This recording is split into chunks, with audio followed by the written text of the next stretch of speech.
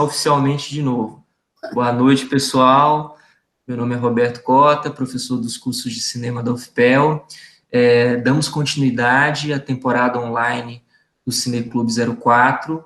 Hoje iniciamos a mostra Nosso Próprio Rumo, Cinema de Ana Carolina. Temos como convidada, debatedora, a pesquisadora e crítica de cinema Juliana Costa. Juliana tem um trabalho bem interessante, né, realizado nesses últimos anos, muito dedicado, sobretudo, a pesquisas de gênero, relação entre gênero e cinema, cinema e educação, um enfoque muito grande no cinema brasileiro, colabora, né, para espaços diversos de crítica, como é o caso da fanzine Cinematógrafo de Porto Alegre e também do site Cine Festivais. Ju, fique à vontade para comentar sobre o filme. O filme debatido hoje é O Mar de Rosas, da cineasta Ana Carolina, filme de 1977. É isso aí, vamos lá. Perfeito, obrigada, Roberto. Primeiro, né, já falei, obrigada pelo convite. É um prazer enorme estar com vocês, né? O trabalho da UFPEL, do curso de cinema da UFPEL e do Cineclube 04 é impecável, sou muito admiradora mesmo. Enfim, eu acho que vou falar um pouco da Ana Carolina, né? Em seguida também falar rapidamente da trilogia, então, dessa trilogia da condição feminina, entre aspas, que é dos filmes Mar de Rosas, o Das Tripas Coração e o Sonho de Valsa, para depois a gente entrar mesmo no Mar de Rosas, né? A Ana Carolina, como o Roberto estava falando antes, ela é uma cineasta bastante singular, ela não se filia muito a, né, a nenhum grupo, a nenhum movimento, embora ela tenha, de alguma forma, permeado e convivido com vários artistas, né, do período do cinema novo, do cinema marginal, mesmo da Boca do Lixo, né? Ela foi colega do Carlos Reichenbach na Escola Superior de Cinema, foi vizinha do Sganzerla e da Helena Inês, imagina esse prédio, que maravilha.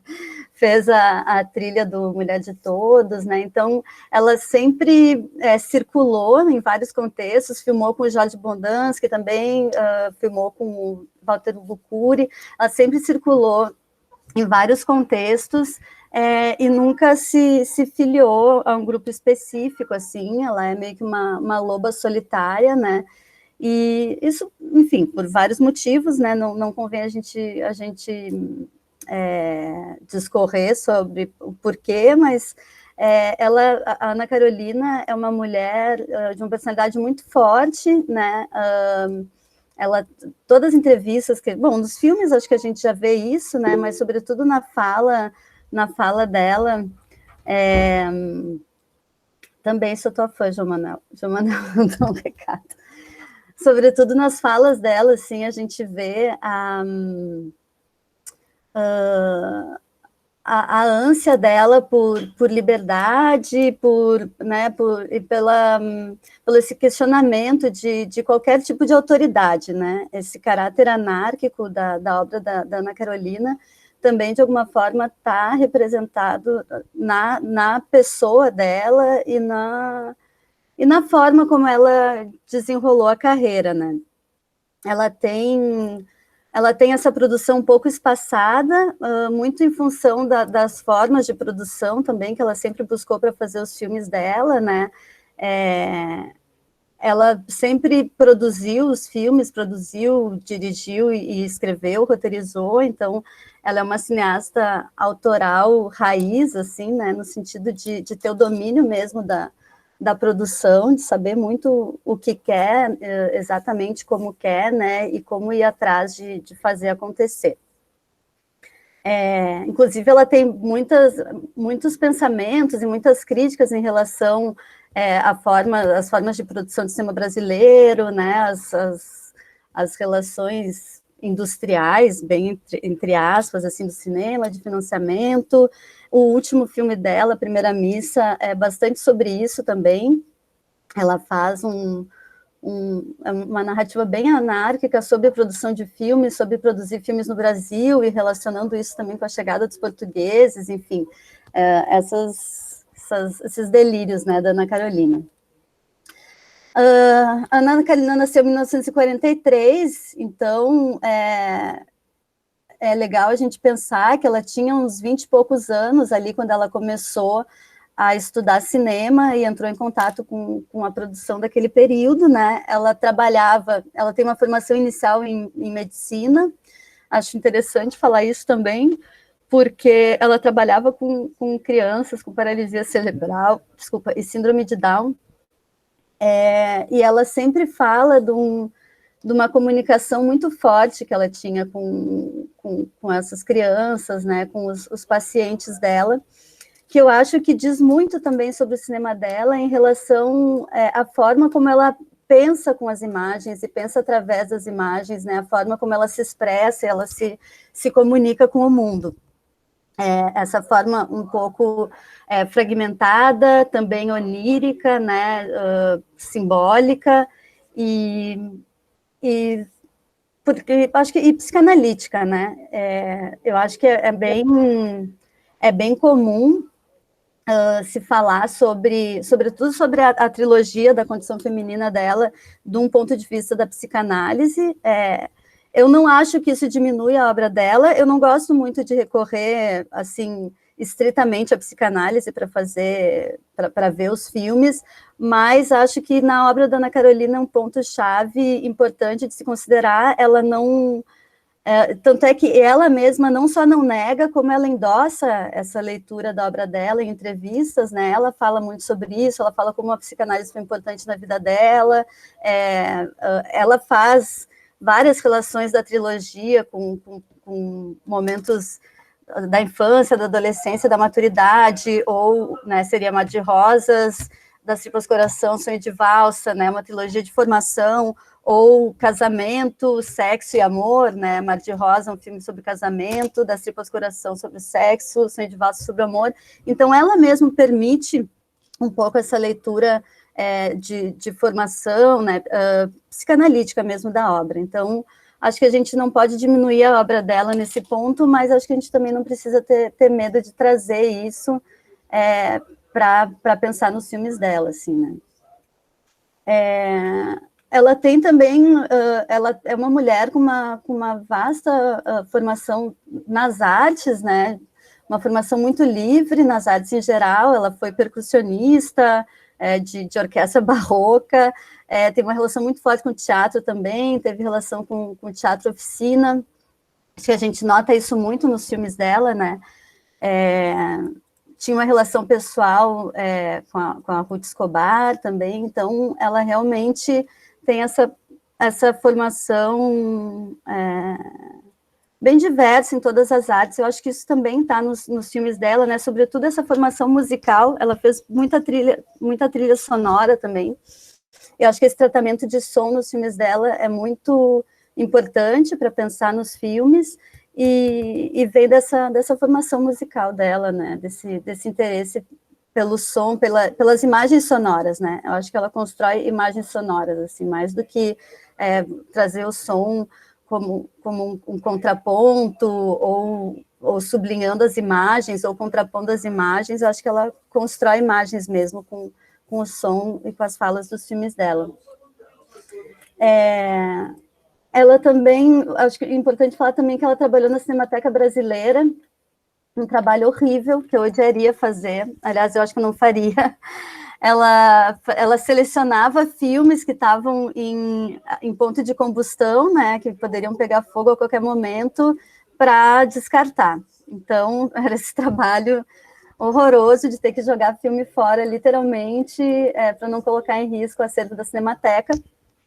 E nesse contexto, então, ela conheceu, né, muitos filmes de arquivo da Cinemateca, e a partir desse trabalho e dessa relação com os filmes, ela vai fazer o documentário, né, sobre Getúlio Vargas, é o primeiro longa-metragem que ela faz, que é um documentário que, a princípio, era para ser um documentário mais cronológico, histórico, mas que, claro, partindo dela, vira uma compilação de imagens, ela já transforma Getúlio Vargas no pai do Brasil, já constrói uma relação com ele de admiração e de revolta, né, já tem toda uma relação edipiana ali, ou, né, freudiana com o Getúlio já nesse primeiro filme. Ela mesma fala dessa relação que ela construiu do Getúlio com o pai, né, como esse filme intermediou alguns acertos de contas dela com o pai, enfim. E aí ela até vai falar que com a morte que o filme Getúlio Vargas é como se ela tivesse, né, o Getúlio morreu, se suicidou, né, é como se ela tivesse matado o pai para daí se libertar para pensar em outras coisas, né, no caso pensar nela, assim, que é o que vai ser a trilogia, que é essa trilogia mais psicanalítica mesmo, né. Eu tenho anotadinho aqui, né, que ela disse, se o pai está morto, então está tudo liberado. E aí, a partir daí, ela vai fazer o Mar de Rosas. E também, não por acaso, uma das questões-chave do Mar de Rosas, e de toda a trilogia, mas o Mar de Rosas, principalmente, é essa questão da ordem, né, do poder, da ordem, de quem manda aqui. Quem manda aqui... quem manda, quem obedece, esse biômio, né, de mandar e obedecer, permeia todo o filme e é talvez a questão principal do filme, né, esse jogo que ela faz com esses dois personagens muito fortes, que é a Cristina Pereira, né, que é a filha, a Betinha, e o Otávio Augusto, né, que é essa força, esse policial, enfim, é o homem, é o Estado, é a polícia, é a repressão, e a Betinha, que é essa força absolutamente transgressora, destruidora, incendiária, né, e aquela mulher ali no meio, né, a Felicidade, a Norma Bengel ali no meio,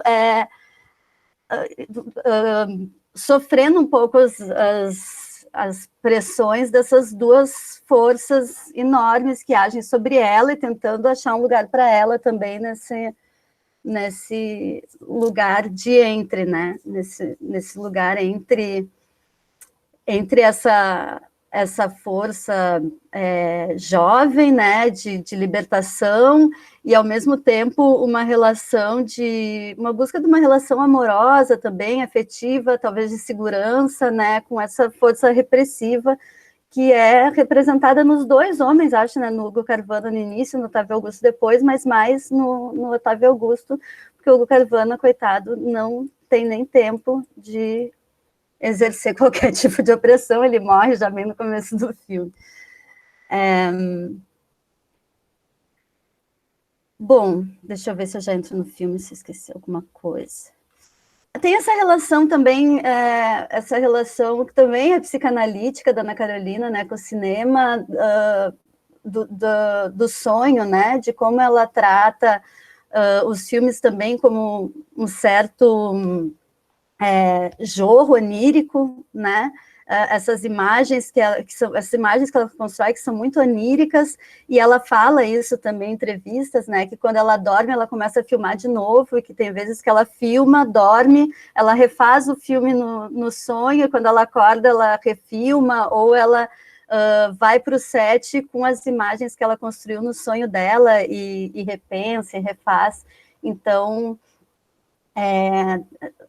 ela tem essa relação muito forte com o inconsciente, né? Apesar dos filmes dela serem muito conscientes na sua construção, né? São filmes que a gente vê que tem uma direção muito forte, né? Nada ali é por acaso, nada é sem querer. A gente vê a determinação, o determinismo de direção dela, mas ao mesmo tempo tem essa relação inconsciente com a construção das imagens, né? Bom, entrando no Mar de Rosas, eu acho muito interessante que ela fala também, porque se fala muito sobre essa trilogia ser de um ponto de vista feminino, né, sobre a condição feminina, e ela fala que sim, que é sobre a condição feminina, mas que ela não acha que existe um olhar feminino, né? Que ela acha que é um filme sobre o poder a partir de um ponto de vista que ele não é necessariamente feminino, mas ele é um ponto de vista da minoria, né?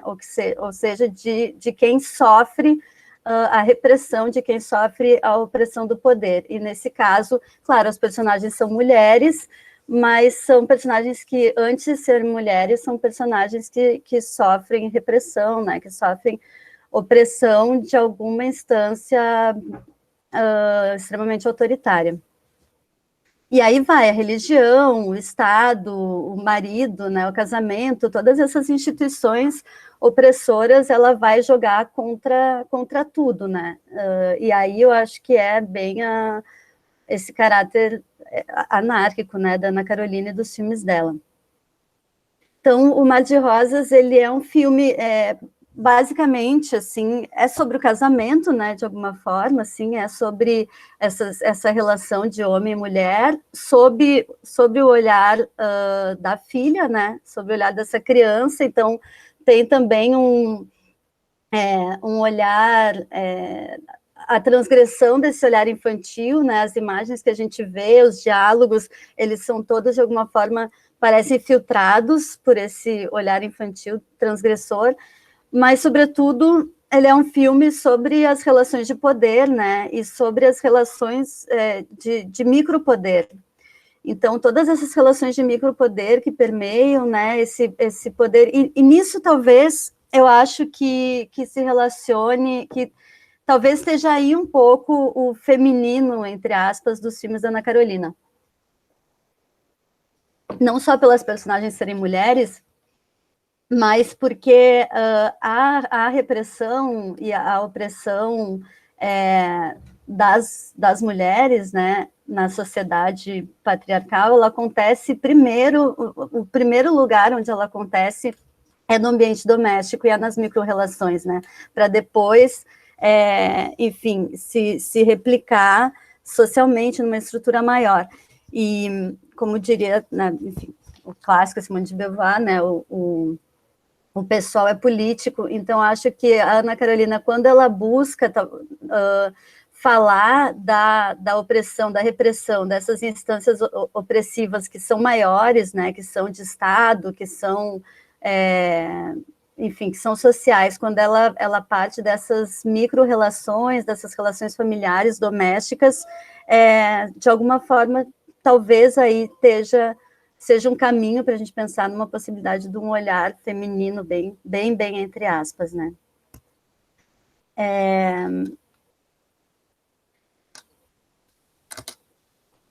Então, pensando já no filme, assim, né? Já no início do filme, é um filme que traz logo de cara nos joga logo de cara essa neurose do casamento, né, heterossexual, monogâmico, que é essa base celular da sociedade, né, que a gente vive, e o casamento como fonte primeira de todas essas neuroses, né, sociais que a gente tem. Então, traz ali toda a patologia familiar, e aí eu acho que patologia, né, o pathos, essa questão da doença, tá muito nos filmes dela, o pathos como sofrimento, paixão, né, esses personagens, eles são movidos por uma urgência interna muito forte, né, e que lança os corpos deles contra qualquer tipo de tentativa de controle, né. Principalmente as personagens femininas, e aí falando mais do Mar de Rosas, mas acho que o Das Cipas Corações e Sonho de Valsa também vão nesse sentido, assim. Então, o filme, ele acaba sendo quase que uma colagem de imagens, né, e sensações, enfim, e situações. Ele tem uma linha narrativa que a gente estabelece, mas ele também joga com esses personagens, né. Eu gosto muito quando ela faz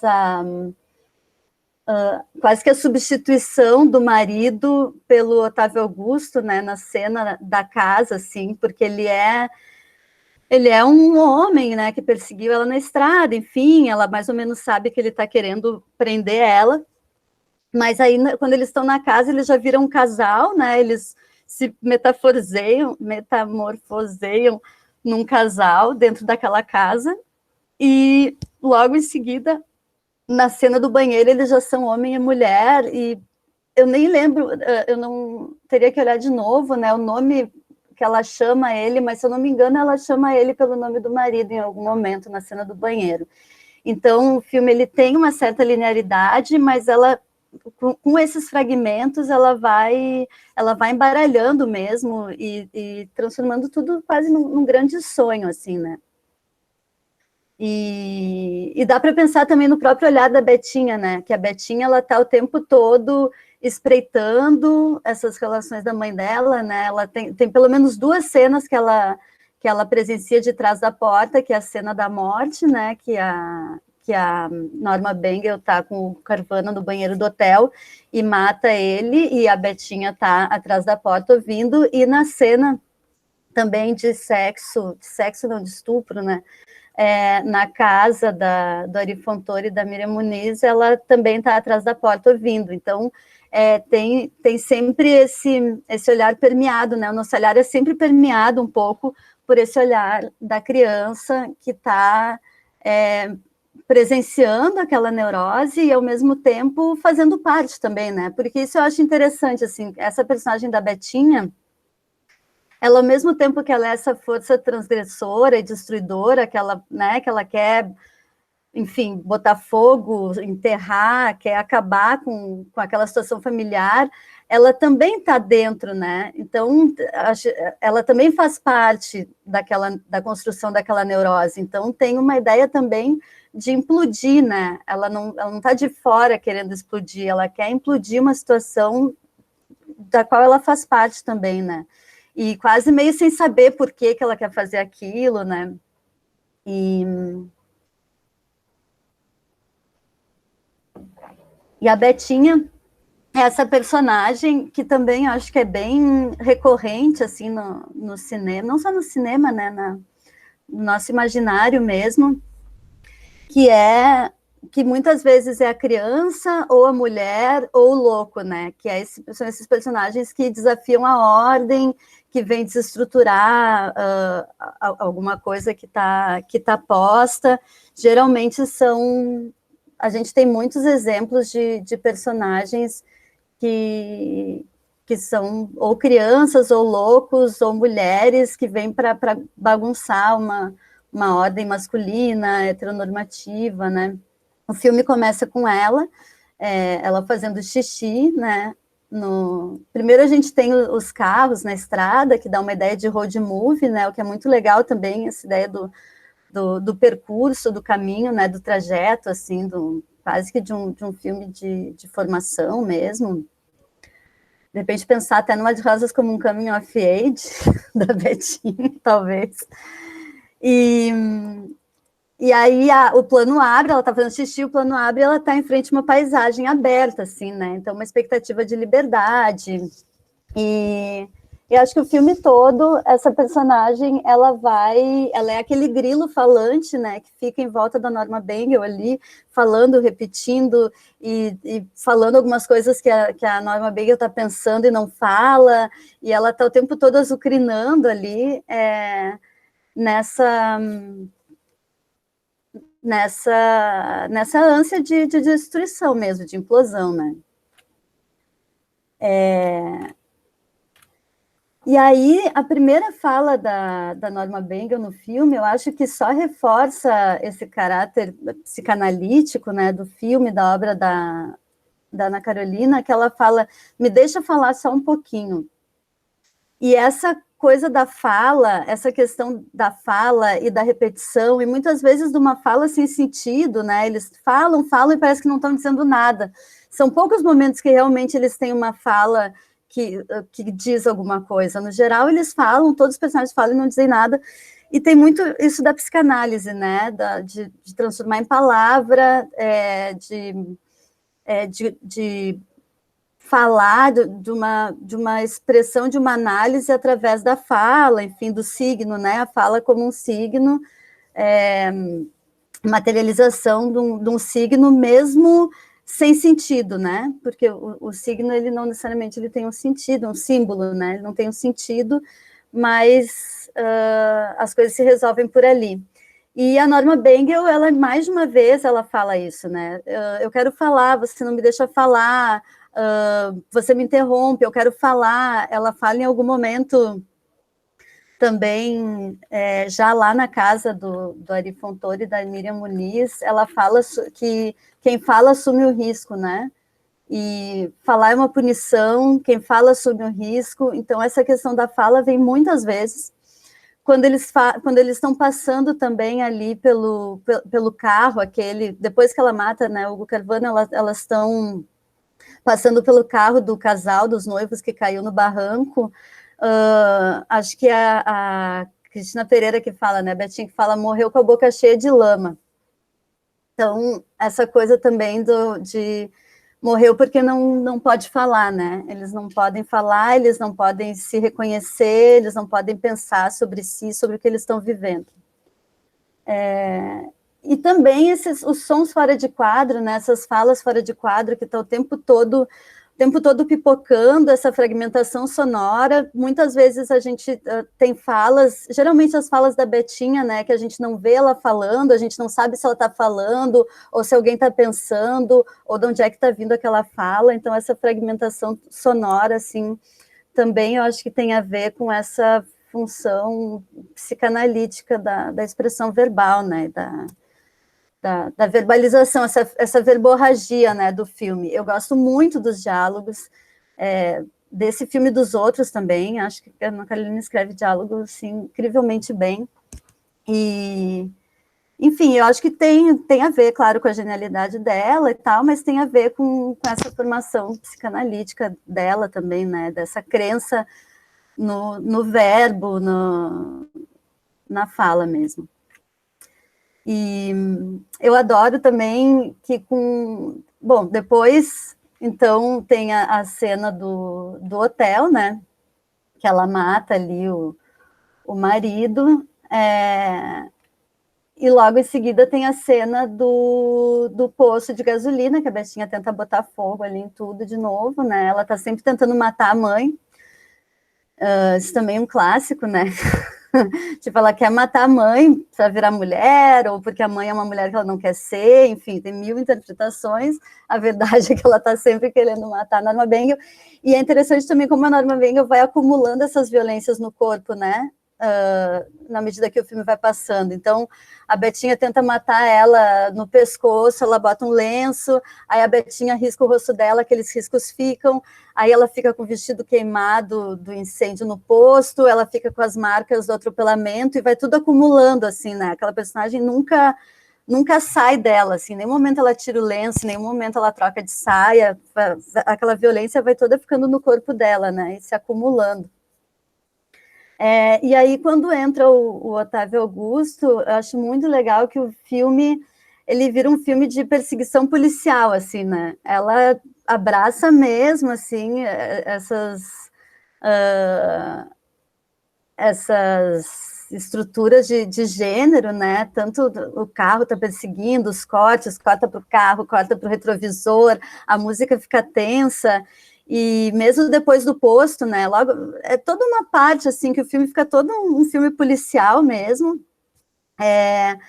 e tem uma parte já que ele já está dirigindo, e a Norma Bengel está do lado, e ela para falar umas frases em inglês, né, perhaps today's the last day of my life, e a Betinha diz, yes, mommy, yes. Então, também um pouco essa incorporação no filme, né, desses elementos cinematográficos mesmo, acho que talvez mais uma homenagem dela ali, né, para um cinema que ela goste.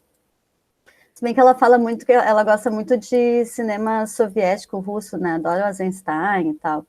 Eu acho que um pouco tá também no filme ali, né, enfim.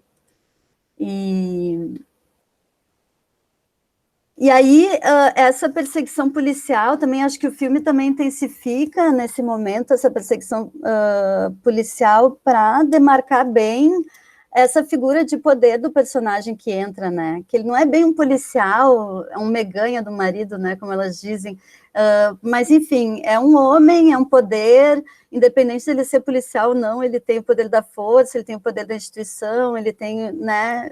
Ele tem o poder ali, o trabalho, esse espaço social de poder que ele ocupa, ele fala muito do trabalho, né? De como ele é bem sucedido, de, tipo, ele é o cidadão de bem, né?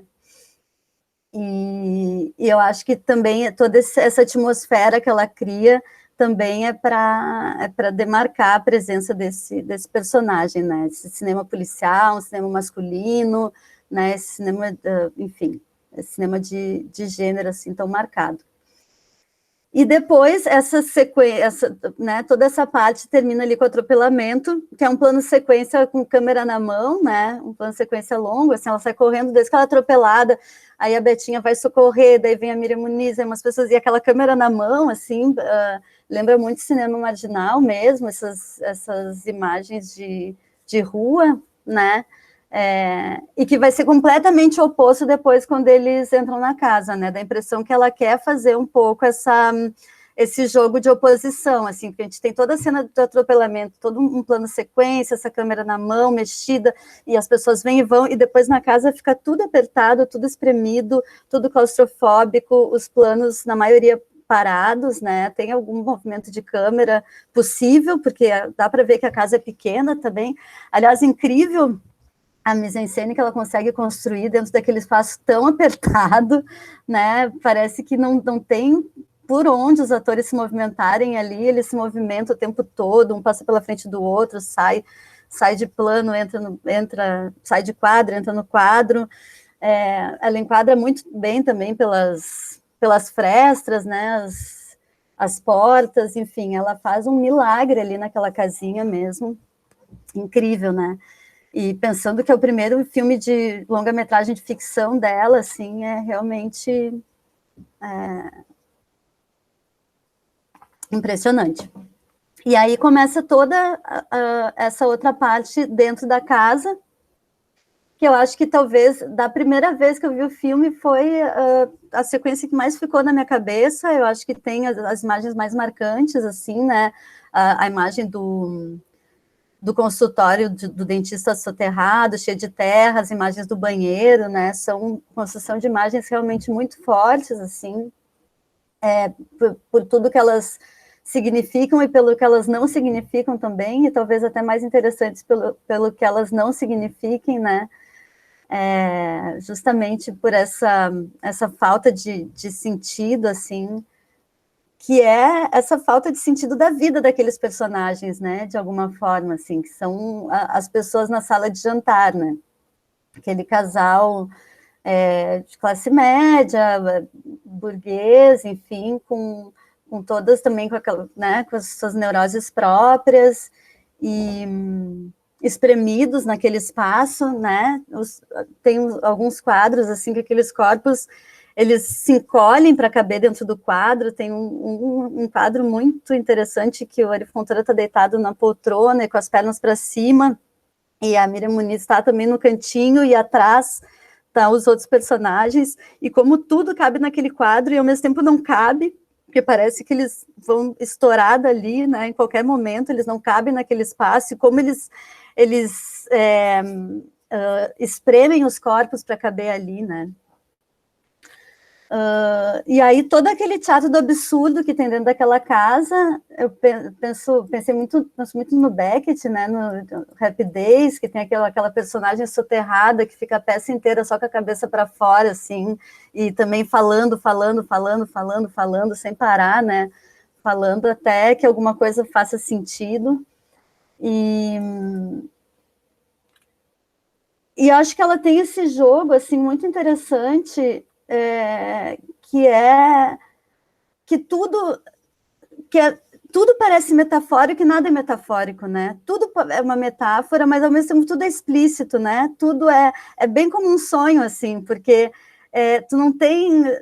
parece que tem 1000 significados, mas ao mesmo tempo tu não tem uma profundidade de significado, tá tudo ali mesmo, né?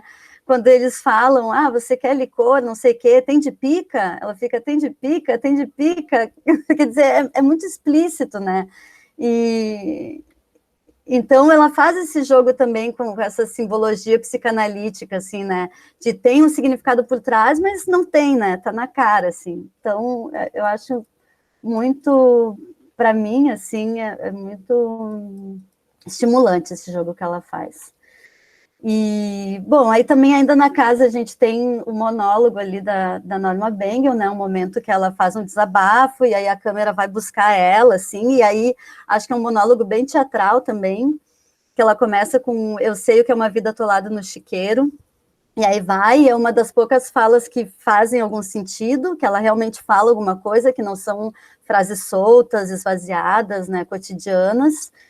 E depois, então, a gente tem a cena do banheiro, né?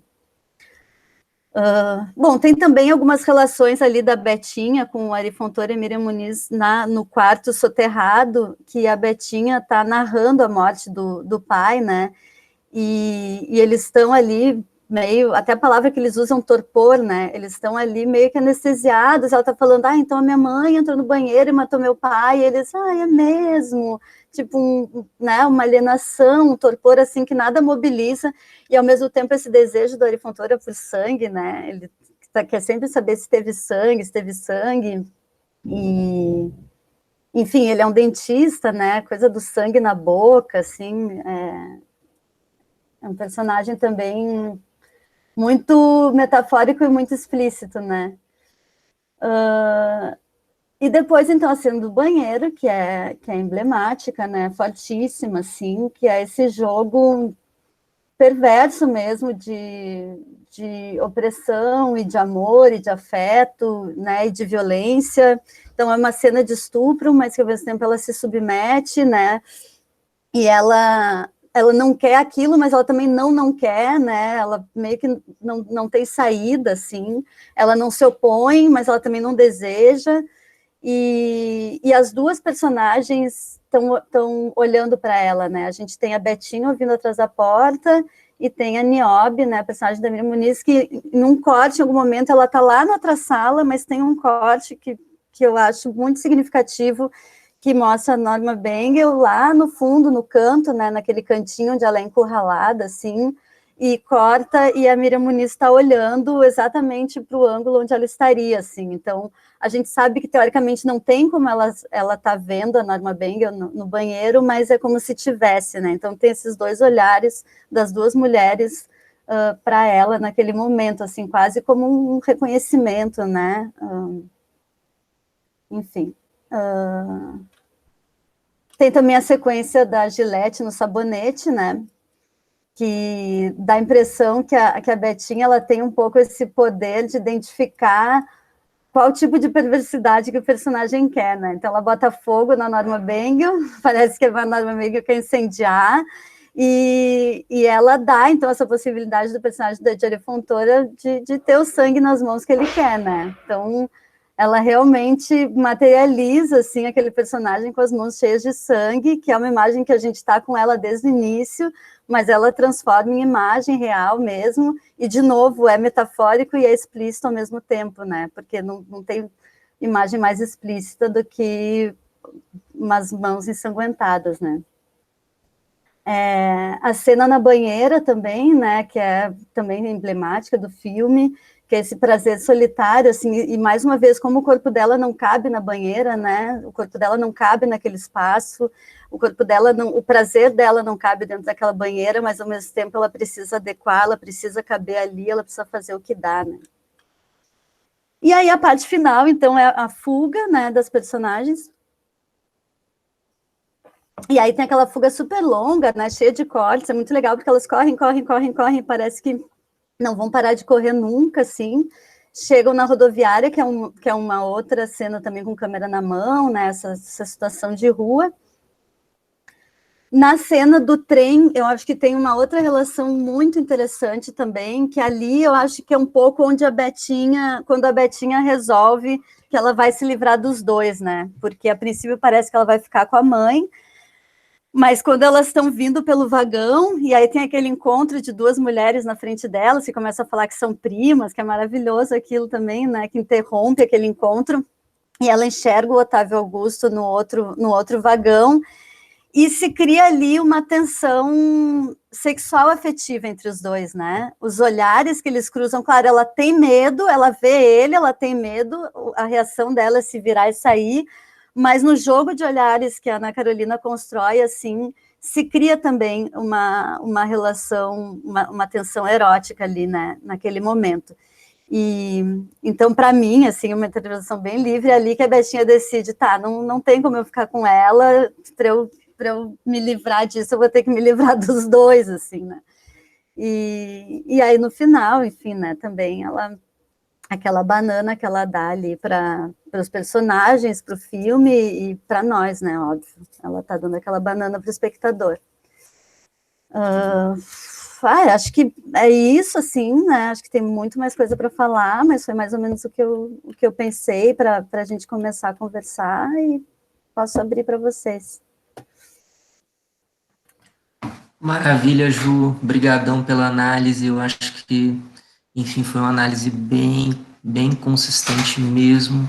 Eu acho que você conseguiu esmiuçar o filme em diversas camadas, né? Ainda assim, acredito que seja muito mais para que a gente possa se abrir a outras questões que o filme apresenta. Eu acho esse filme sensacional também por isso, né? Por mais que você tenha feito essa leitura quase tão completa, eu acho que é possível também que isso se desdobre em outros pontos, que é o que a gente vai poder colocar agora em discussão.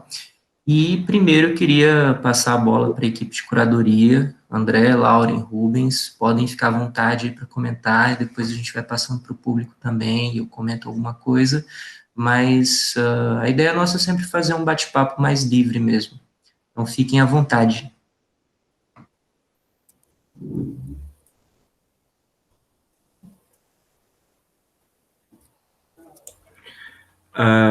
Não só para perguntar, enfim, algum de vocês quer ir ou, enfim, André, Laura? Abriu, manda, Rubão, vai, meu querido. Tá bom. Só antes de tu falar, Rubens, geralmente, assim, nos encontros de cineclube que eu faço, eu tento sempre fazer uma fala um pouco mais horizontal, com intervenções e tal. Mas, enfim, eu vi alguns outros vídeos de vocês e vi que o convidado fazia uma introdução maior, então eu preparei uma apresentação maior, mas, assim, a ideia é uma conversa mesmo. Não, com certeza, Ju. Obrigado, assim, acho que depende muito da vibe do convidado também. Tem gente que chega e sai falando, tem gente que se prepara, mas, enfim, sintam-se todos muito à vontade. Enfim, agradecer, assim, por você estar aqui, por essa fala que foi sensacional, acho, desde já, assim. Esmiuçou muita coisa do filme, como o Roberto bem falou, assim. Teve uma coisa que você falou que eu achei muito interessante, que era esse contraponto entre a Betinha e o personagem do Otávio Augusto, assim, como se a Betinha representasse a transgressão, se a Betinha representasse um desejo de intervir, um desejo de liberdade, e o Otávio Augusto fosse esse personagem que, claro, enfim, representa a lei, a ordem, mas também, talvez, simbolicamente, represente ali uma figura, sei lá, do Estado, uma figura de, assim, de colocar as coisas no lugar, enfim. E eu acho muito curioso que entre esses dois personagens existe a felicidade, né? Tipo, acho que metaforicamente e, sim, objetivamente existe a personagem da felicidade, assim. E como ela fica nessa entre estrutura, digamos assim, entre um lado e o outro. E como você bem apontou, assim, uma coisa que eu acho muito interessante é como ela quase constrói um caminho inverso, assim, à medida em que o filme avança, ela não é que ela não chega a algum lugar, assim, evidentemente ela chega, assim, cai no barranco, mas ela vai sofrendo as marcas de ter que ficar nesse meio do caminho, assim, de ter que ficar entre esses dois, assim, enfim, entre esses dois lados tão opostos, assim, que vão se chocando e tal. E talvez a última coisa que ela encontre mesmo, assim, seja a felicidade propriamente dizendo, assim. Bom, e como você bem pontuou, assim, uma coisa que me chama muita atenção é como isso vai ficando no corpo dela, assim, como essas intervenções vão marcando ela, seja no pescoço, seja no rosto, seja no vestido, assim. A leitura que eu faço é muito de que essas marcas que vão ficando são marcas que ela vai sofrendo, esses ferimentos, assim, são ferimentos que ela vai sofrendo por tentar se colocar entre essas duas coisas, assim, entre esses dois lados, e de alguma forma eu acho que ela só consegue se libertar quando ela meio que escolhe talvez um lado, assim, quando ela se encontra com um lado, e a Betinha, que é a personagem da transgressão, resolve que não quer ficar com o personagem do Otávio Augusto e despacha os dois, assim, então o momento em que ela deixa de sofrer, de carregar aquilo no corpo, é o momento em que ela, evidentemente, é jogada fora, assim. Queria ouvir de você, se você concorda, se, enfim, que você expandisse mais esse olhar, assim, que eu achei muito interessante. Sim. Não, sim, total, é um olhar que eu tenho sobre o filme, assim, eu acho que não é só isso, né, mais uma vez, assim, eu acho que tanto esse filme quanto todos os filmes da Ana Carolina não se prestam para uma leitura única, nem tão linear, né, dizer é isso, é aquilo, e essas questões que eu trouxe foram insights mesmo, que eu fui tendo assistindo o filme, né, mas acho que sim, acho que a personagem da Felicidade está esmagada ali, né, entre aqueles dois personagens, não tem espaço para ela ser, né, e eu acho, enfim, claro, é significativo, né, a personagem se chamar Felicidade, embora eu particularmente não gosto muito dessa palavra, porque, não, enfim, né, aí acho que é até um romantismo da Ana Carolina, assim, pensar que a gente persegue a felicidade, ou que a gente alcança a felicidade, acho que tem um certo romantismo até juvenil dela, acho que ela era, talvez, jovem quando fez o filme, não, tinha mais de 30 já, mas ainda estava buscando a felicidade, né, ainda é jovem, de alguma forma.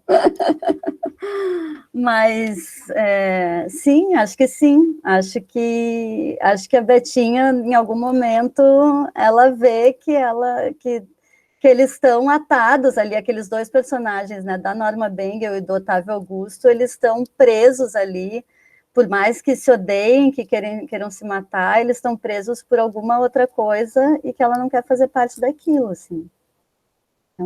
É uma das formas como eu entendo. Já pegando um gancho aqui, porque eu achei essa leitura, né, essa interpretação a respeito da excitação bem fascinante. Porque desde o primeiro momento em que a Betinha avista, né, ali o carro preto do Bard, já há ali um certo fascínio, né, um fascínio com a perseguição, um fascínio com a ordem, né, com a ordem próxima a ela, né, uma tentativa de aprisionamento que, ao mesmo tempo, vai gerar algumas movimentações para o filme. Né? E aí, terminar dessa forma, né, com essa sugestão, eu acho algo fabuloso para o filme, porque é uma personagem que é indomável, né? A personagem da Betinha, ela não tem ali condições de habitar aquele mundo ordenado que é o vivido por aquelas pessoas de outras gerações, né? Então, no fim das contas, talvez também se estabeleça aí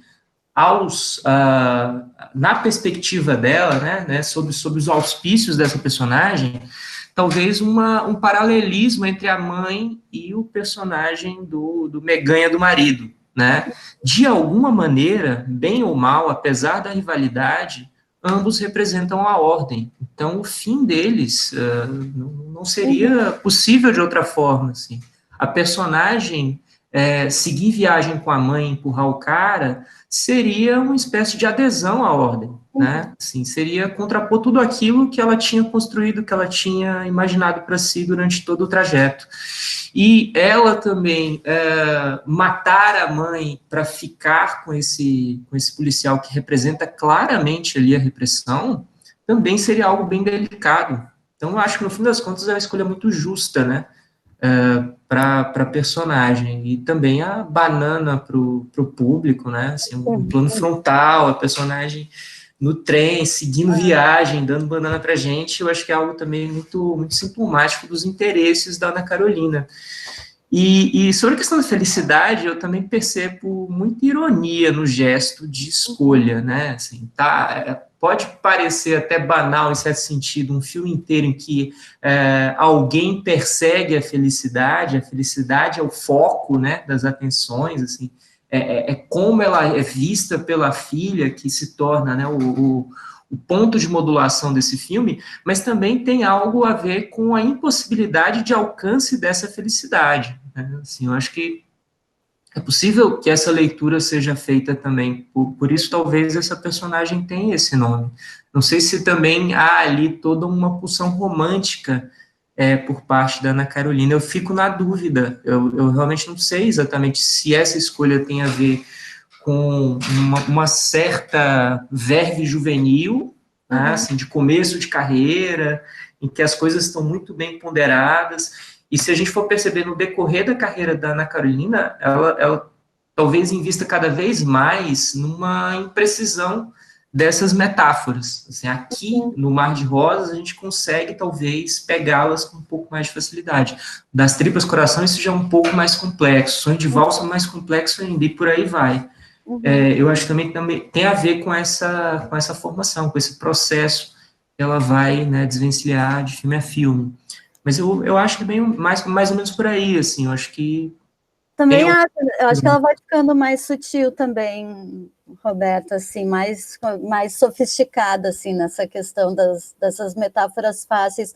Mas realmente, assim, pensando em como eu penso a Ana Carolina, acho que estaria mais para a ironia do que para uma manifestação romântica, assim, literal, né, de uma felicidade esmagada, de uma felicidade impossível, de uma felicidade machucada.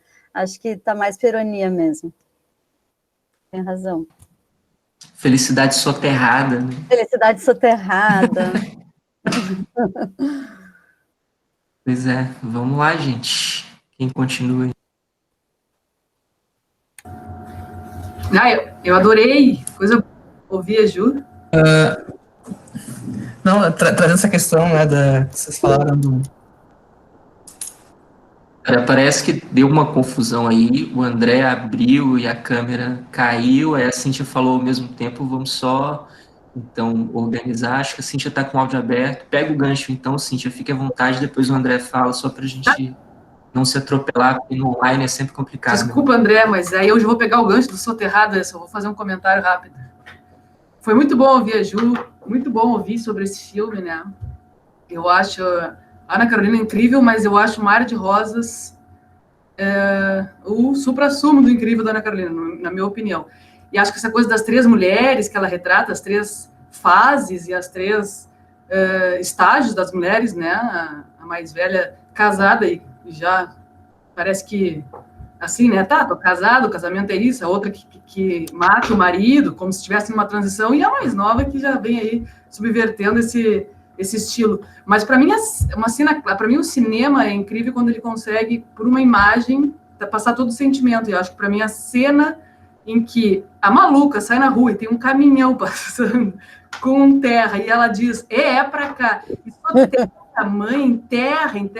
Para mim, essa cena é de uma, sabe, eu fico imaginando eles, eu fico imaginando a Ana Carolina no set de filmagem, deve ser um bolaço. Então, eu adoro, queria só complementar, que foi muito bom. Sim, eu fico imaginando, assim, a Ana Carolina gozando de prazer, soterrando aqueles personagens todos, que ela devia ter vontade de enterrar todos aqueles personagens, os atores e a equipe, tudo junto. Ela tinha problemas com a mãe, né? Que realmente ela queria matar a Betinha, seria tipo como um alter ego dela, né? Ela fala em entrevista, ela tinha problema com a mãe, era apaixonada pelo pai, mas o pai também era uma figura repressora, tem mil relações psicanalíticas, assim. Mas realmente é uma cena incrível, assim, é incrível mesmo. E aquela terra vermelha, né? Acho que a Cíntia está travando. Só antes, a Ivonete botou uma coisa aqui no chat, gente. Ju, você não acha que a Ana Carolina faz teatro no cinema, um teatro meio barroco? As performances não realistas são melhor aceitas no teatro. Acho que sim, acho que ela tem essa relação com o teatro bem forte, assim, e acho que um pouco também uma pegada do cinema ali do período, né? Porque mesmo que ela não se filie, assim, né, como um cinema novo, cinema marginal, ou até Boca do Lixo, né, que ela, enfim, conviveu com aquelas pessoas, acho que o cinema dela tem, né, de alguma forma, uma filiação estética inconsciente, que é um pouco até o espírito do momento, assim. Acho que o teatro era muito forte naquele período, ela circulava muito, né, nos meios de teatro, e acho que, enfim, acho que até na escolha dos atores, né, trazer a Miriam Muniz, acho que até nesse sentido, assim, ela traz o teatro muito para dentro dos filmes, e tem a ver também, acho que com essa coisa das alegorias, né, que ela trabalha as alegorias, e mesmo o teatro do absurdo, né, que eu comentei essa cena da Terra, que a Cíntia falou, para mim me lembra muito Beckett, esses corpos enterrados, né, ou sei lá, até fim de partida, assim, esses personagens enterrados, soterrados, dentro da lata de lixo, e falando, assim, frivolidades, né, falando questões prosaicas, a batatinha, a janta de ontem, o almoço de amanhã, enfim. Eu acho que isso tem muito a ver também com aquilo que tu disse, Ju, sobre os personagens que desafiam a ordem, né? Esse caráter anárquico, essa certa histeria que se tem ali naquele jogo, naquela performance, como um caminho estético, né? Tipo, parece que os personagens, eles estão sempre ali à flor da pele, mas ao mesmo tempo a diretora, ela não tá, ela tá muito centrada ali no que ela faz, muito organizada, muito, enfim, contida ali. Ela filma de uma forma muito organizada nos seus roteiros, nas suas decoupagens, na forma como ela põe isso em prática, nas movimentações de câmera, nos planos, né? É quase que uma transgressão que surge da ordem, diferente do que a gente estava vendo na mostra passada do Desbunde contra o Chumbo, que é quase uma transgressão que surge do caos, né? Que é quase que o contrário. E eu estava lendo que, num livro que se chama Os Deslocamentos do Feminino, que a autora desse livro se aprofunda nessa questão da histeria a partir dos estudos que o próprio Freud fez sobre esse tema, e ela diz que a histeria, essa manifestação dos comportamentos histéricos, são a única expressão possível para uma mulher submetida às restrições e aos ideais de feminilidade daquele tempo. Representa esse profundo desacordo dessas mulheres com esses valores vigentes, né? Ou seja, é quase que esse comportamento histérico como uma possibilidade, um comportamento possível frente a essa repressão, que não é somente política do contexto militar, mas que também é uma repressão imposta pela própria tradição, né, pelas próprias convenções sociais da estrutura patriarcal, né, a sociedade que tem essas bases no patriarcado, essa visão da família tradicional e também do próprio papel atribuído para a mulher, né, nesse sistema, nessa sociedade. E uma coisa interessante que eu estava pesquisando também com relação a isso é esse conceito de histeria, que eu achei muito curioso, que eu encontrei que é um conceito e é um comportamento que está muito ligado a uma condição feminina desde os princípios assim, da história da humanidade. Desde Hipócrates, eles relacionavam essa questão de histeria com transtornos nervosos somente das mulheres. Era algo que... né? A doença do útero. Isso, a própria palavra histeria em grego, ela vem do útero, né? Então, e na Idade Média também eu estava lendo que a histeria, ela era muito relacionada com possessão de corpos, de seres malignos, a feitiçaria, a caça às bruxas. Então, é toda uma relação, assim, histórica de muito tempo atrás que relaciona a histeria somente como uma condição feminina, como se o homem também não pudesse ser histérico. Foi só no início do século XIX ali que os estudos provaram que, na verdade, essas angústias, essa ansiedade que se manifesta em comportamentos ditos histéricos, na verdade, é uma condição humana. E eu acho interessante ver como que essa questão se faz presente no filme, nos seus personagens, no modo como eles agem, no que eles questionam, né? E também a forma como a própria Ana Carolina traz isso, sabe? A maneira como ela tenta mostrar isso. E acho que isso tem muito a ver também com o que tu estava falando da psicanálise, né? E, enfim, a tua fala nesse sentido, nessas questões, me lembrou muito isso que eu estava lendo antes do debate. Uhum. Não, perfeito, Lauren.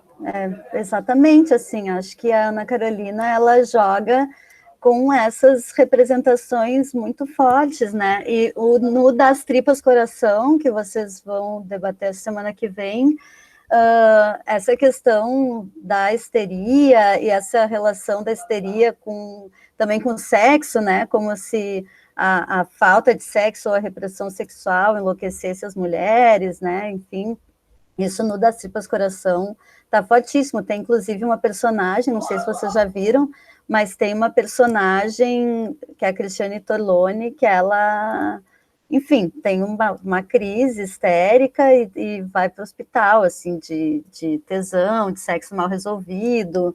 E aí tem alguns médicos no colégio também que examinam as meninas, e aí tem toda uma relação sexual dos médicos com as meninas. Acho que isso está bem forte no Das Tripas Coração, assim. E sim, eu concordo muito com o que tu falou, de que essa anarquia da Ana Carolina é muito calculada, né? E isso a gente vê, acho que em quase todas as cenas, mas principalmente na sequência ali da casa, né? A decupagem que ela faz, a forma como ela organiza aquele ambiente. Beijo, Cíntia. A forma como ela organiza aquele ambiente, a forma como ela dirige aqueles atores, né? Enfim, dá para ver que é tudo muito, muito bem calculado, muito bem pensado e com rigor, né? Não é assim, vamos todo mundo ficar louco e vamos filmar isso aqui. E tinha mais uma coisa que eu ia dizer. Sim, eu acho que os filmes dela também, principalmente da trilogia, eles se diferenciam, né, do cinema anterior, do cinema marginal, assim, por vários aspectos, óbvio, embora eles tenham esse caráter anárquico, né, e também esses personagens histéricos, né, esse desespero e tal, mas também são filmes que já estão numa fase de... O Mar de Rosas, bem no comecinho, né, de uma ideia de redemocratização ali no governo Geisel, depois o Das Tripas Coração já está bem na abertura, né, bem no período da abertura. Então, realmente, eu acho que as questões que ela traz... Claro que tem a repressão política de fundo, né? Acho que isso vai ser uma marca do nosso cinema por muitos anos. Até poderia ser mais. Mas acho que ela já está trabalhando mais essas questões de micropoder mesmo, né? Até de situações de autoritarismo e de poder que ela vivenciou, talvez, né? Nas relações pessoais dela, assim. Então... acho que ela fala dessa opressão macro, assim, por meio dessas micro-relações. Mas perfeita a relação, essa citação sobre a histeria feminina, acho que a Ana Carolina vai bem nesse sentido. O Sonho de Valsa também tem muito, muito disso, assim, né? Esse desajuste dessa mulher, essa mulher enlouquecida, entre aspas, por, de alguma forma, não se adequar a uma condição que a sociedade impõe para ela, né?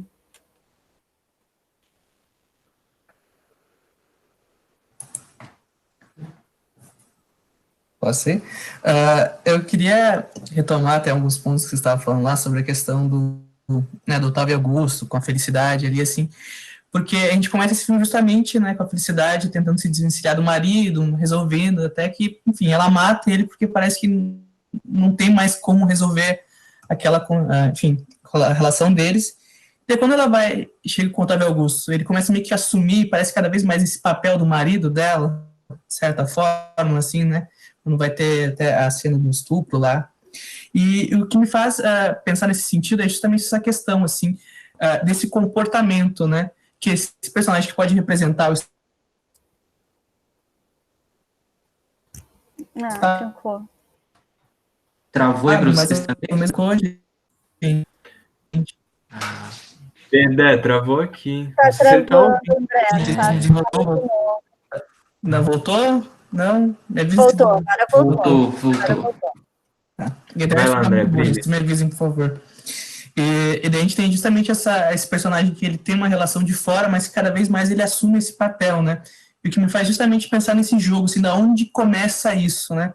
Porque personagens dotados de posições diferentes chegam a um comportamento em cima da personagem da felicidade igual, né? E daí eu penso justamente nessa personagem da Betinha, que muitas vezes vê isso de fora, e mesmo depois que a mãe tenta ter uma ação a desvencilhar, ela volta para um lugar que é de repressão como do começo, assim. Né? Eu penso que muitas vezes parece que essa tentativa de matar a mãe, ela passa por um momento anterior a isso, que é tentar fazer com que ela se desloque, assim, da onde ela está, né? Porque quando ela soterra somente ela. Não é o interesse de que todos ali... Não.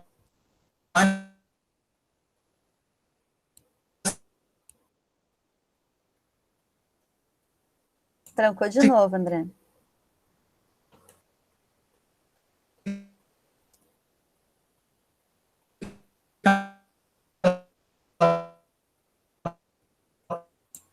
André, se você tentar desligar a câmera, talvez melhore. Travou quando você estava falando de soterramento. Sim, que ela não quer soterrar todo mundo, ela quer soterrar a mãe, tanto é que ela tranca a mãe no quarto, né? Sim, tá, peraí. Tá. Gente, eu desliguei a câmera aqui para ver se vai melhor. Aí vocês me avisam se vocês estão me escutando, por favor. Tá.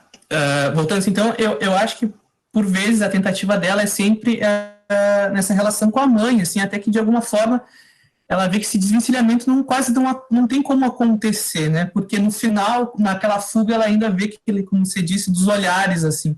Então, se desvencilhar do um é se desvencilhar do outro, né? E daí eu penso no filme da Ana Carolina, de alguma forma faz justamente esse trajeto que é quase que a gente tem que partir de algo novo, assim. Porque acho que ele tem uma maneira de olhar para o próprio cinema durante o filme todo, que por muitas vezes ele flerta com, sei lá, filmes de perseguição, o drama tá sempre ali, e essa personagem como se ela estivesse vendo sempre de fora, né, da Betinha, e ela não conseguisse se conformar com aquilo que está acontecendo, né? Porque, assim, se a gente não tem essa personagem da Betinha, né, esse drama da felicidade, poderia muito bem ser um drama que, enfim, a gente já teria visto, né, de um casamento decadente, e outras coisas assim, e ela não se conforma com aquilo, né, ela tá fazendo sempre esses comentários, assim, então, por mais que que nem a Lauren disse, a Carolina tem uma decupagem muito precisa, assim, e muitas vezes ela dá ritmo, por exemplo, a perseguição, parece que a personagem da Betinha tá ali para avacalhar com isso, praticamente, assim, sabe? Ela tá ali fazendo comentários como se ela não aceitasse que as coisas fossem desse jeito, né? Então, nesse movimento final, onde ela se desvencilha disso, eu acho que é uma forma de falar assim, cara, esse cinema que é onde se buscou, talvez, lidar com as questões de um casamento, já não tem mais como acontecer, né? Então, assim, eu penso também nessa ironia quando fala da felicidade, porque para um filme que se chama Mar de Rosas, começa com a personagem da Betinha mijando, né, esse próprio, né, questão do molhado e tal, assim, eu penso, cara, essa ideia de felicidade ou de uma relação ali precisa se ir, né, então o que vier daqui para frente precisa desmoronar com isso para talvez continuar, assim, vejo o filme muito fazendo esse movimento, assim, não sei como é que você vê. Não, muito massa, eu não tinha pensado nisso, mas muito, nossa, faz todo sentido, claro, a Betinha não só ela tá azucrinando e atrapalhando o casal, como a própria narrativa do filme, né? Quando o filme tenta ser alguma coisa um pouco mais narrativa, assim, a Betinha vai lá e avacalha, né? E joga um caminhão de areia na sala e faz um comentário nada a ver, 2 mais 2 é 4, 5 mais 5 é 8, sei lá. E ela está, é verdade, ela está reivindicando, inclusive, uma nova forma cinematográfica, né? Bem massa. Maravilha. Rubens, quer falar? Pode falar. pode falar, querido, pode falar. Não, eu só ia passar a bola para vocês ou chamar aí o público para participar também da conversa, se alguém quiser comentar alguma coisa. Ah, bom, eu ia fazer a mesma coisa, ia perguntar assim, Vai lá, vai lá. Segue em o frente. pessoal do chat aí tem algum comentário aí pra Ju também? Enfim, pessoal que tá com a câmera aberta aí, não sei. Podem digitar, podem abrir a câmera, fiquem bem à vontade. Estamos aqui para, enfim, trocar. Não sei se tem alguma manifestação. Enfim, Eu acho que até agora não, né? Vamos seguir então. Vocês querem comentar alguma coisa, Rubens, Lauren, André? Não, eu ia falar isso que o André colocou na fala dele, assim, sobre a cena inicial do filme, que é aquela cena do xixi, assim. Eu acho muito incrível como esse filme ele faz um movimento bastante contrastante até, assim, de macro e micro o tempo todo, assim. Aquela cena começa num plano fechado, a gente vê uma água correndo, assim, e existe uma expectativa, sei lá, do que pode ser aquilo, e quando a câmera abre, assim, a gente entende, tipo, enfim, é um xixi, né? Uma poça de xixi no meio da estrada, assim, acho que não existe quebra de expectativa mais aterradora que essa, assim. E, enfim, depois é um filme que passa, teoricamente, a ser um road movie, e ele se comporta até a metade do filme, assim, como um road movie, que tem, enfim, aquela cartilha de que a gente vai viajar, desbravar uma estrada, um país, ou seja lá o que for, assim, para meio que se descobrir interiormente, assim, a gente sai para poder descobrir o que está dentro da gente, ou redescobrir, ou reaprender, assim, e, de novo, existe uma quebra de expectativa muito grande, assim, na metade do filme ele passa a ser exatamente o contrário, que era um filme de expansão, assim, o que era um filme, teoricamente, né, de estrada, de viagem, de descoberta, ou, enfim, o que quer que seja, passa a ser quase um filme de câmara, assim, passa a ser um filme minúsculo, assim. Mas eu acho que existem alguns contrapontos nessa ideia de macro e micro que o filme trabalha, que é que quando a gente está dentro do carro, quando a gente está viajando, né, com aquelas personagens, todas as ações basicamente acontecem dentro daquele carro, são ações bem mais mínimas, assim, uma intervenção no rosto da mãe, uma picada no pescoço da mãe, assim, parece que aquele carro é um universo mesmo que a gente esteja diante da estrada. O contrário acontece quando a gente entra na casa, assim, uma coisa que é muito incrível para mim, que é, bom, agora a gente tem um espaço muito micro, a gente não tem uma estrada, não tem outros personagens, a gente tem, enfim, aquele jogo teatral, mas parece que naquele mundo, naquele espaço, quase tudo é possível, até se soterrar uma peça, sabe? Até, enfim, você se cortar com a gilete, você, enfim, sei lá, fazer declamações e reflexões dentro de uma sala cheia de terra, assim, uma coisa que, enfim, não, teoricamente não parecia viável, assim. E como aqueles personagens se expandem a partir do momento em que o espaço torna-se mínimo, assim, sabe? Eu acho que é muito legal esse movimento que o filme faz de contrariedades, assim. E, enfim, acho que, não sei, é uma visão particular, Ju, não sei se, enfim, se o pessoal concorda, se você vê dessa forma, assim, enfim, se você quiser comentar mais sobre isso. Adorei, vejo muito dessa forma, sim, acho que são... Mas, assim, dentro do carro, claro, tem a coisa da expansão da estrada que não acontece, mas também é um microcosmos ali, de alguma forma, onde tudo pode acontecer, né? Pode uma filha ameaçar a mãe de morte, assim. Mas concordo completamente, assim, como ela consegue expandir as possibilidades em ambientes fechados, né, pequenos, e aí pensando mesmo nas situações, usando essa tua lógica, nas situações que elas estão na rua, né, assim, no atropelamento, que são poucas, na verdade, né, no atropelamento, nas vezes que elas tentam fugir e tal, também como o filme se fecha nelas, assim, né. como o filme parece que tá muito concentrado nas duas personagens, assim, não é um filme que se abre para as outras situações, mesmo quando vem umas pessoas da rua ali olhar o atropelamento, ou na rodoviária, né, que tem as filas e tal, o filme está muito fechado nelas, ou mesmo no posto de gasolina também, né, que, enfim, poderia se abrir ali um pouco aquelas cenas de rua por um acaso, para alguma coisa externa acontecer, mas o filme está muito focado nelas, assim. Bem Sim, total.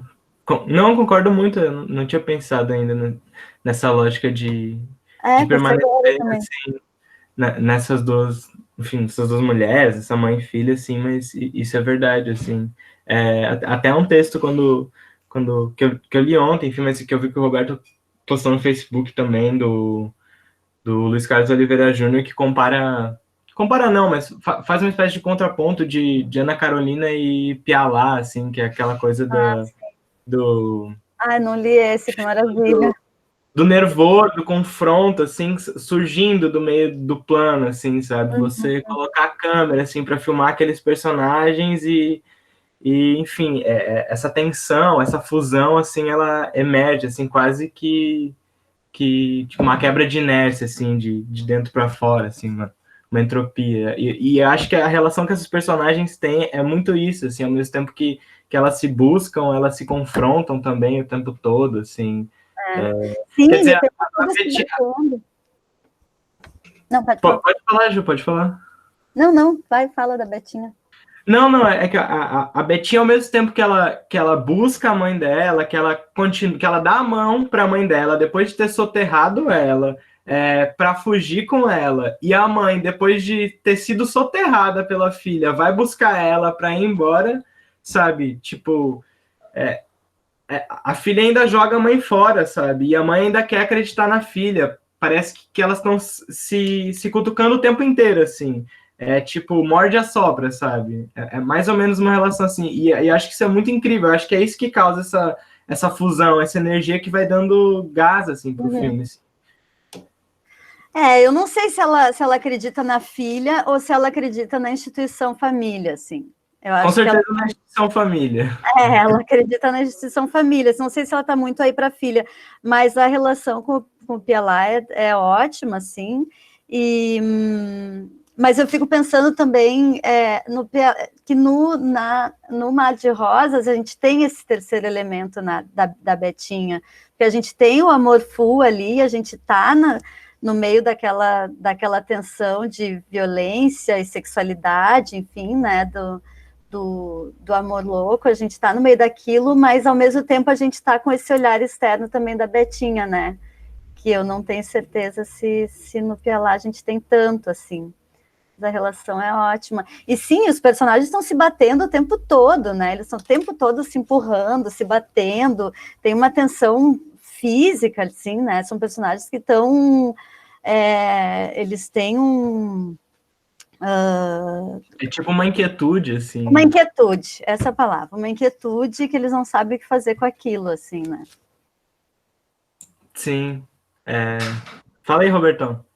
E também uma pegada cartunesca, né? Sim, não sei se vocês pensam dessa forma também, mas é como se aquele mundo o tempo todo fosse implodido pela Betinha e depois se reconstruísse sem nenhuma estruturação lógica, né? Assim, tá lá, tem toda aquela tensão do carro, passam-se alguns minutos, tudo bem, já estamos buscando outra tensão, outra situação ali sendo descortinada pra gente.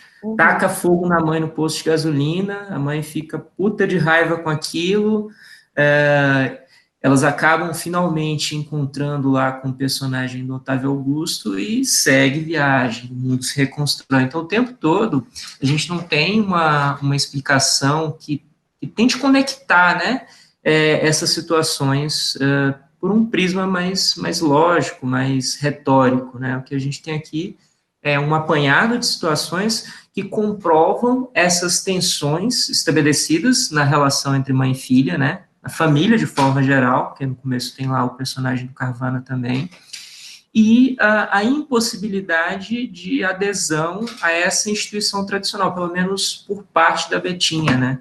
Sim. No caso da personagem da Felicidade, né, da Norma, a gente tem ali alguém que se sente desconfortável, um corpo desconfortável diante do que vive, tanto é que o filme já começa com aquela discussão de casal, né, aquela BR entre os dois, e mesmo assim ela não consegue sair daquele contexto, né, ela passa o filme todo, né, presa às instituições que a orientam, enquanto a Betinha é o contrário disso, né, ela não consegue aderir a essa norma, né, com perdão do trocadilho, essa possibilidade de se conectar com a geração anterior, né, o máximo de conexão que ela vai ter vai ser pela fascinação, né, vai ser pela possibilidade de causar bagunça, enfim, coisas que não necessariamente comprovam alguma relação direta com a geração anterior, com o passado. Então, assim, é também uma espécie de contraponto, né, com aquela geração dos anos 60, que acreditava na liberdade, né, uma geração que talvez não conseguisse também organizar seu pensamento diante da revolta, diante daquele contexto repressor, mas aqui é como se, de fato, a Ana Carolina estivesse levando a cabo aquela citação lá do Bandido da Luz Vermelha, né, assim, quanto ao avacalho. Aqui, realmente, a gente tem um avacalho, parece que o avacalho é o horizonte, não é o avacalho como forma de reconstrução lógica do mundo, não. É o avacalho porque só é isso que nos resta.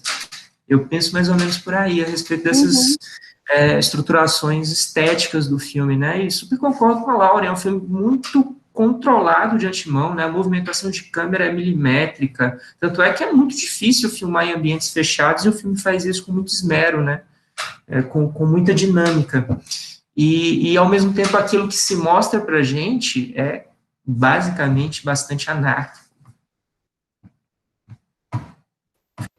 Total. Eu acho que tem uma cola também, que é... Isso é muito legal, né, que tu falou da destruição e da reconstrução, e como a normalidade, entre aspas, se reconstrói muito facilmente, né, como se fosse impossível destruir aquelas instituições, assim.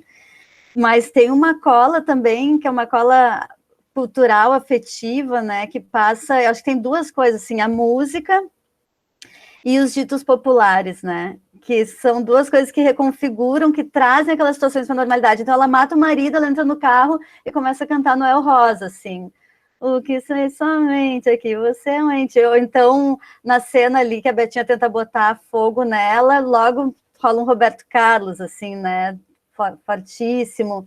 E os ditos populares também, o tempo todo, né, Deus ajuda quem cedo madruga.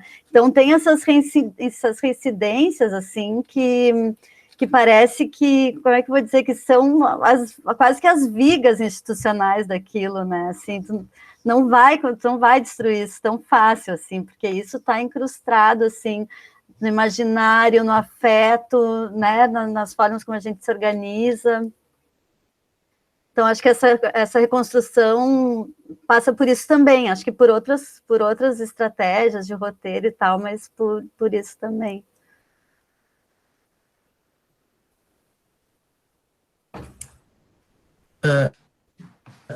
Vai lá, André, Posso? Vocês falam se eu começar a travar de novo, gente, por favor. Um outro ponto assim, que me vem, né, que em certo momento a personagem da Felicidade, ela comenta, assim, que talvez aquele relacionamento dá errado um pouco por causa da Betinha, né?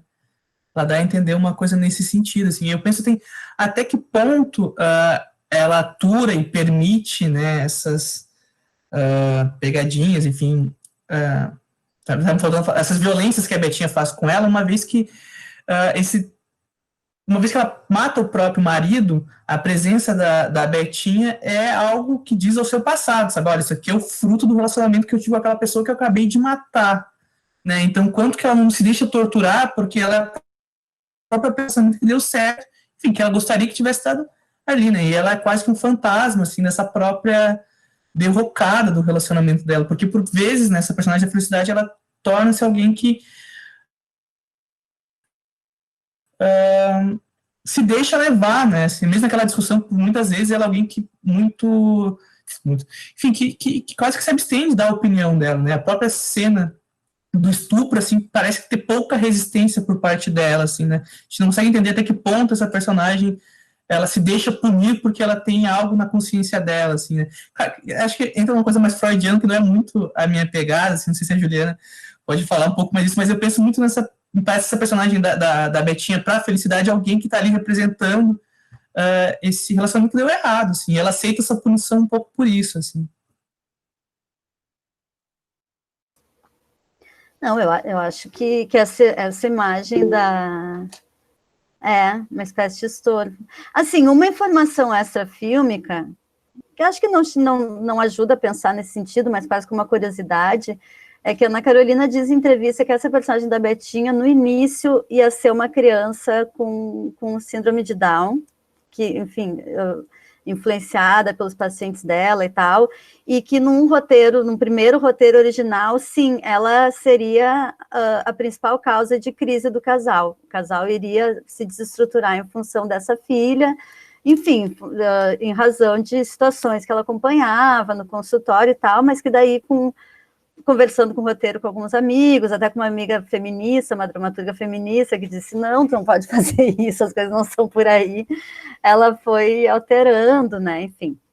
Mas é só uma informação, essa filme, que talvez esse resquício também de culpa da criança tenha ficado, assim, no filme, no roteiro, né, mas essa relação de crime e castigo, assim, de culpa e punição, acho que permeia todo o filme, na personagem da Norma Bengel, e é a gênese, né, das relações afetivas dela, assim, e aí até nem pensando na psicanálise, mas até na religião, assim, né, esse pecado original da mulher, assim, que essa culpa que ela carrega e que por isso ela aceita ser punida, né, para o resto da eternidade, assim. Então, acho que a personagem da Norma Bengel carrega essa culpa original feminina da mulher, né, que a mulher tem quando nasce, tu nasce mulher, tu nasce culpada, depois que tu é mãe, tu é duplamente culpada, porque tu é culpada por ser mulher e por ser mãe, e acho que e também tem uma questão que a Betinha é um personagem incômodo para ela, esse estorvo, que o Roberto falou, também talvez por não sentir essa culpa, né? Então, também ela, assim, uma mulher que não sente essa culpa também é um estorvo, né? Porque te mostra uma possibilidade de não ser culpada, uma possibilidade de estar no mundo livre da culpa dessa condição feminina, assim. Então, ela também incomoda nesse sentido, né? Eu acho. Tem também outro ponto, né, outra informação extrafílmica, mas que essa tá ali encarnada mesmo na encenação, que é o fato da Cristina Pereira ter 28 anos, né? A personagem, a atriz que interpreta a personagem Betinha, já era uma mulher de 28 anos, fazendo ali um adolescente de, sei lá, 12, 13, 14 anos. E isso é bastante curioso, assim, essa desconexão geracional tá ali sendo imantada nessa personagem, né? É um Verdade. corpo estranho, é um corpo estranho. Então, esse comportamento, ao mesmo tempo, mistura algumas sugestões sexuais que talvez sejam mais relacionados, de um modo mais categórico, com mulheres de 20 e poucos anos, daí para cima, e talvez também uma perspectiva de olhar que é mais infantil do que aquilo que a personagem apresenta enquanto idade ali, idade diegética, narrativa. E isso eu acho bem bacana, assim, essa provocação de você misturar esses tempos, né, esses tempos de formação, ao mesmo tempo é uma personagem que vai ser eternamente criança, mas com algumas pulsões sexuais de uma mulher, sabe? E tudo isso habitando o mesmo corpo, e esse corpo lidando com aquele contexto. Isso a gente vai ver de forma mais extremada no Das Tripas Coração, mas já cria um choque aqui bastante elementar no Mar de Rosas, porque a gente não consegue entender muito bem esse mundo da personagem Betinha. Assim. A gente sabe que é um mundo transgressor, mas a gente não consegue decifrá-lo por completo. Eu só queria complementar porque tem uma cena da Betinha que que ela acende o cigarro para a mãe e ela quer acender o cigarro para a mãe, assim. Eu acho que isso é muito simbólico daquela, teoricamente, filha, papel de, entre muitas aspas, criança, mas que quer sentar na frente do banco, porque antes ela andava atrás, e quando ela briga com a mãe manda ela para trás do banco, ou seja, ela quer ter aquela... Quer dizer, ela quer sair daquela posição de sentar atrás do banco, daquela posição de infância, assim, e tá sempre tentando transgredir esse espaço. Querer acender o cigarro para a mãe, eu acho que é muito simbólico disso. E mais, a posição da felicidade é de deixar a filha fazer isso e, na verdade, nem responder ela, só receber o cigarro e continuar cantando enquanto dirige, assim. Eu acho que isso é muito sintomático dessa situação. Total, mas também na época as crianças acendiam cigarro para os pais. Com certeza. Tomava a espuminha da cerveja, eu tomava a espuminha da cerveja do meu pai. Mas sim, esse corpo da Cristina Pereira infantil é mais um incômodo da personagem, uma personagem muito incômoda, né? Porque ela é incômoda para o casal, ela é incômoda para o filme, para o espectador, para o filme. Ela é absolutamente estranha, assim, né?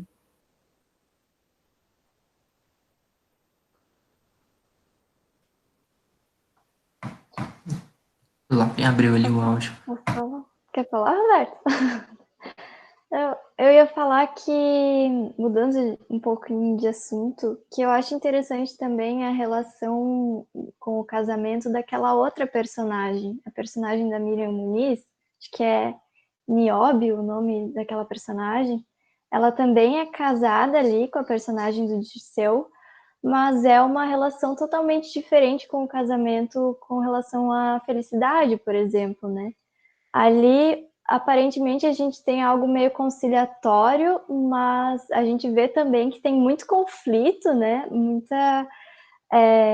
Conflitos corriqueiros que parecem fazer parte ali do cotidiano daquele casal. E, ao mesmo tempo, essa personagem, ela não tem esses questionamentos, assim, da felicidade de se libertar, de ter um espaço para se expressar, né, de tentar enfrentando essa dominação, assim, de uma visão tradicional de casamento, porque, na verdade, é meio que invertido ali, né, é meio que ela que manda ali, ela tá todo o tempo mandando ele fazer alguma coisa, pegar uma cadeira, servir um licor, mandando ele calar a boca, enfim, dando ordens e comentários, assim, sarcásticos. É meio que um jogo ali de elementos para inverter essa relação de poder tradicional do casamento, né, entre homem e mulher, marido e esposa, que eu acho interessante também de se pensar nessa visão, nessa relação ali do casamento entre esse núcleo ali de personagens. Total, é um casal que desistiu já, né, de tentar dar certo, assim. Eles já entregaram os pontos, já estão fazendo o que dá. Eu tenho uma frase do Hugo Carvana, bem nesse filme, que ele fala, eu vou te mandar o significado de casamento, não sei o que, que está na enciclopédia. Aí Nova Benga fala assim, então é isso, é vida para cá, casamento para lá, vida para cá, casamento para lá, né? Eu acho que esse casal já está nesse piloto automático, assim. E sim, né, de todo esse desejo do personagem do Ari Fontoura por sangue e tal, por, né, uma pulsão de morte ali que aquele personagem tem, certamente tem a ver também com esse casamento absolutamente em ruínas. Não está nem em ruína, né, não está em ruína, não vai acabar aquilo, eles vão seguir juntos, assim, o que já é por si só uma ruína, né, mas certamente eles estão num outro momento, assim, né.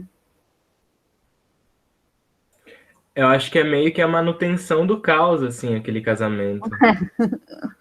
Enquanto a relação que se estabelece entre a felicidade e o personagem do Sérgio Augusto, do Otávio Augusto, é exatamente o contrário, assim. Quer dizer, tenta-se criar uma relação e, no fim, aquela relação é meio que jogada fora, assim, sabe? Acho que existem dois... Gente, a Juliana trancou para mim, eu não sei se fui eu que tranquei ou vocês que trancaram. Eu tô te ouvindo. Show. Não, é mais isso, eu acho que é muito massa esse tempo que eles passam ali, porque é meio que como dois projetos de casais, assim, né, contrários podem coexistir naquele espaço, assim, como eles se derramam dentro daquele enfim, daquela microsala. Eu não paro de pensar que, sei lá, durante uns 10, 15 minutos o filme se passa, assim, dentro de um sofá, praticamente, assim, não é nem dentro de um cômodo, é dentro de um sofá, assim, e como existe aquele casamento, eu acho muito engraçado isso, assim.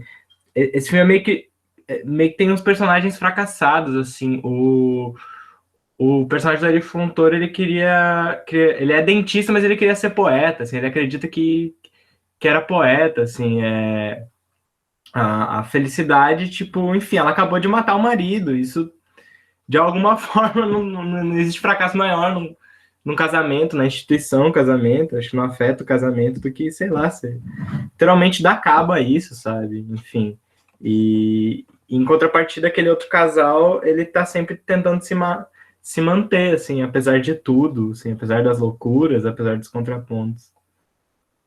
Acho que isso tem a ver com o que a Cíntia falou, né?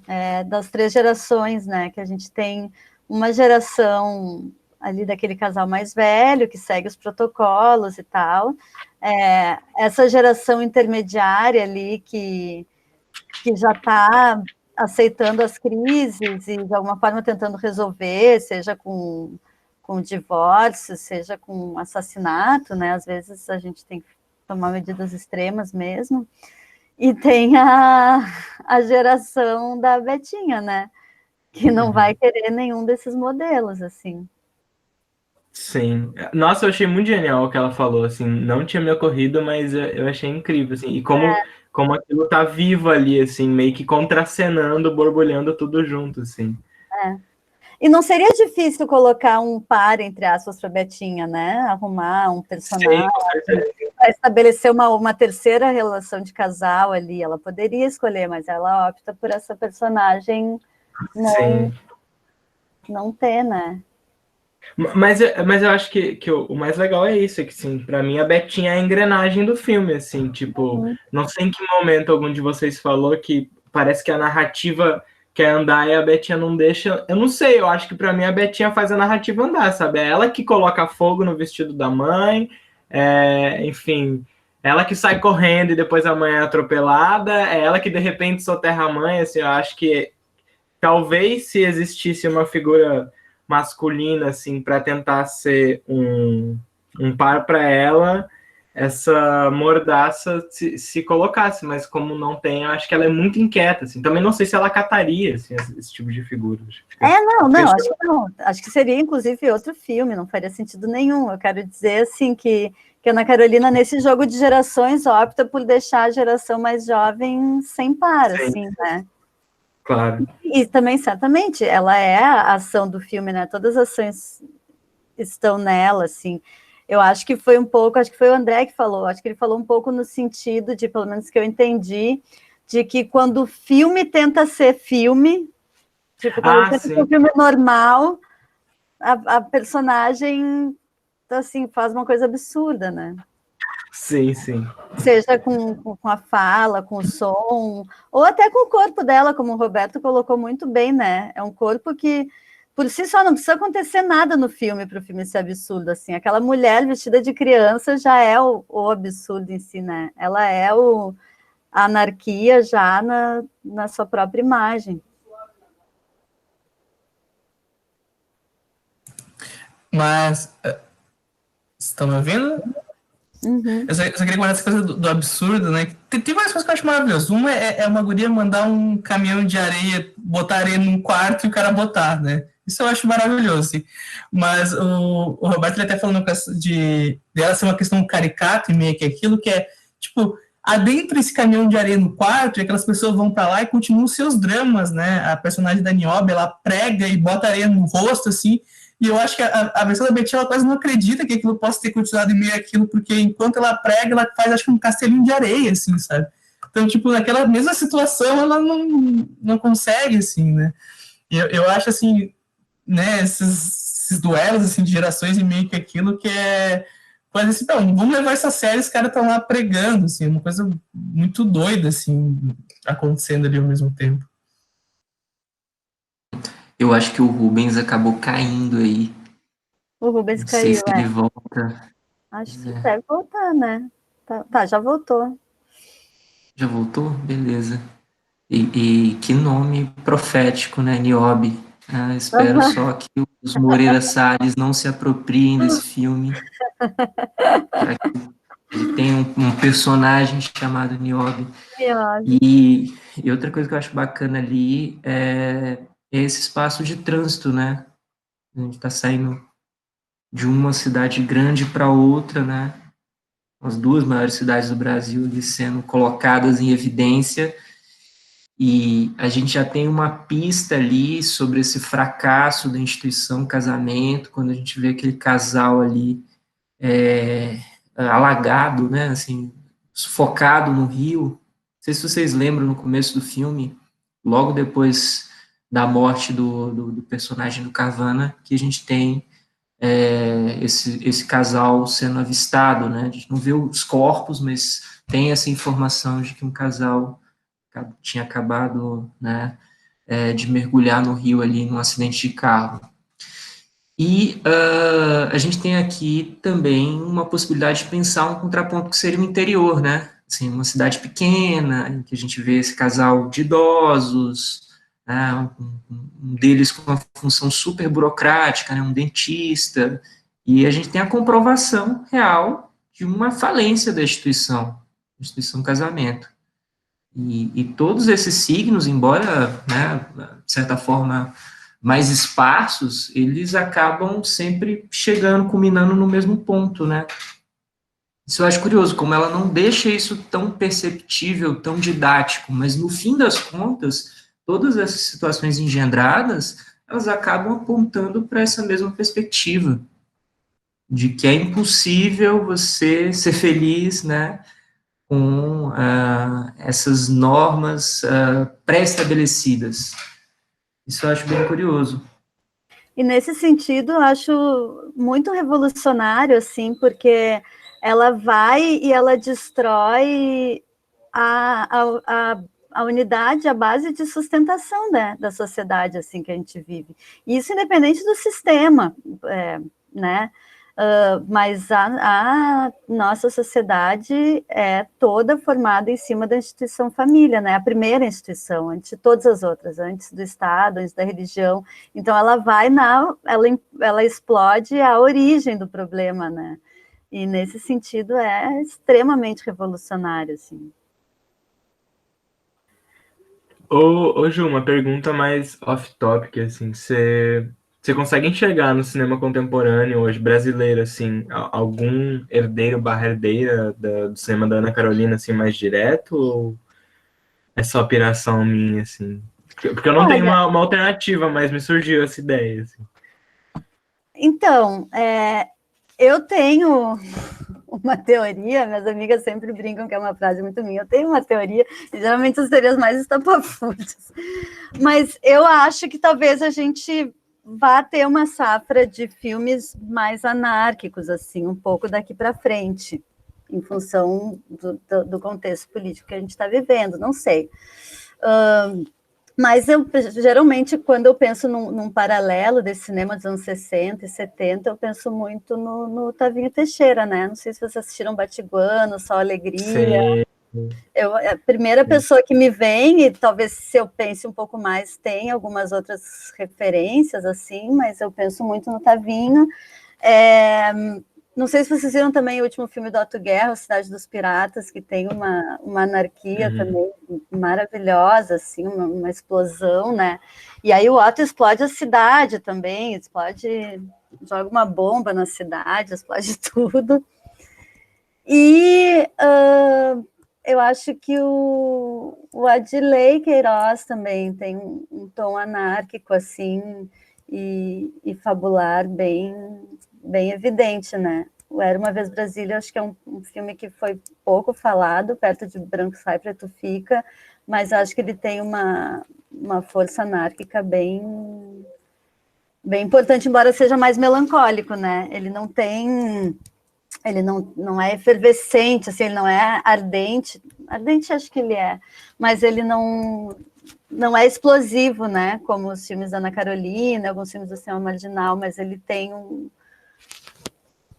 germe anárquico ali também bem poderoso. Pensando rápido, assim, são os nomes que me vêm.